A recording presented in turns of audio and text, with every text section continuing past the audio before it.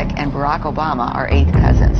What? Is that an amazing thing? Yes, if you go back 8 generations, they have a common ancestor.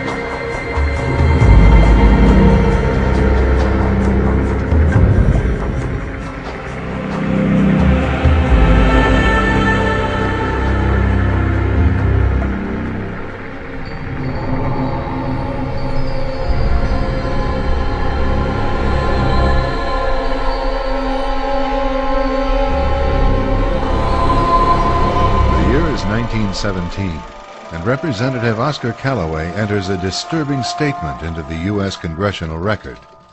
The statement reveals why J.P. Morgan interests hired 12 high-ranking news managers. The 12 were asked to determine the most influential newspapers in America. They were to figure out how many news organizations it would take to control generally the policy of the daily press of the United States. The 12 found it was only necessary to purchase the control of 25 of the greatest papers.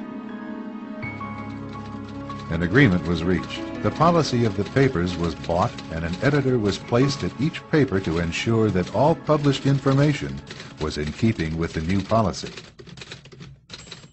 Soon, that policy would be defined by a front group formed by J.P. Morgan and his colleagues. In fact, Morgan's personal attorney was founding president of the organization, the Council on Foreign Relations.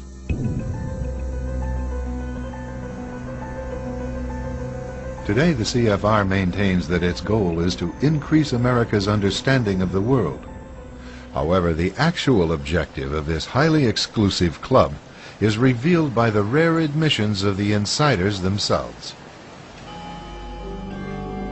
In the early 60s, a Georgetown University professor collects information for a book favorable to the network of powerful men who founded the CFR.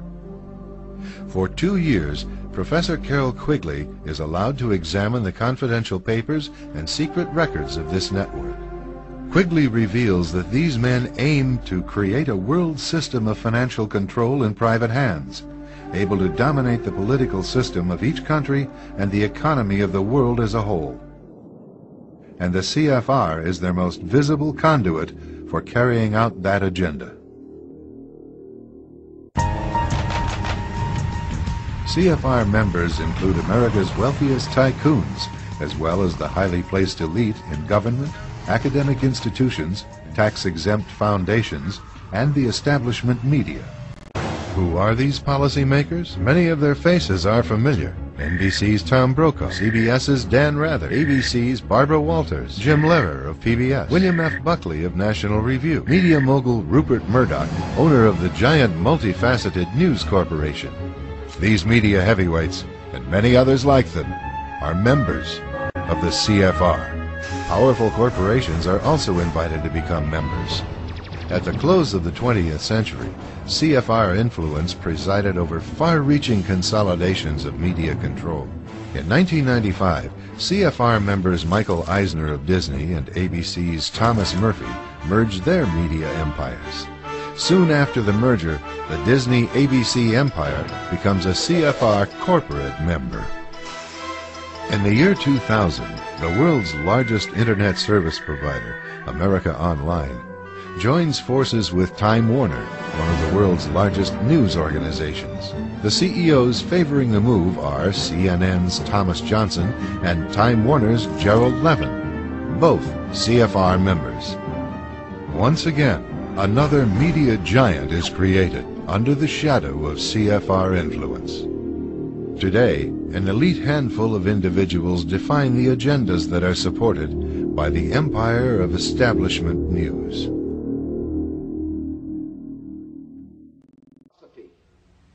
I believe in my heart of hearts the victory in 1998 is going to be good for Texas, and that's the most important thing about the campaign. Sir, shouldn't we abolish the Federal Reserve and the CFR? That's the real reality that none of you will talk about, most of you are members. That's what's destroying this country, Governor. Don't you stand for America, sir? What about the Federal Reserve and the CFR? You people are being lied to.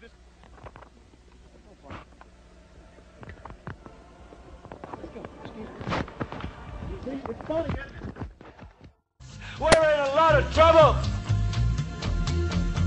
because you people and 62 million other Americans are listening to me right now, because less than 3% of you people read books, because less than 15% of you read newspapers, because the only truth you know is what you get over this tube. Right now, there is an entire generation that never knew anything that didn't come out of this tube. This tube is the gospel, the ultimate revelation. This tube can make or break presidents, popes, prime ministers. This tube is the most awesome goddamn force in the whole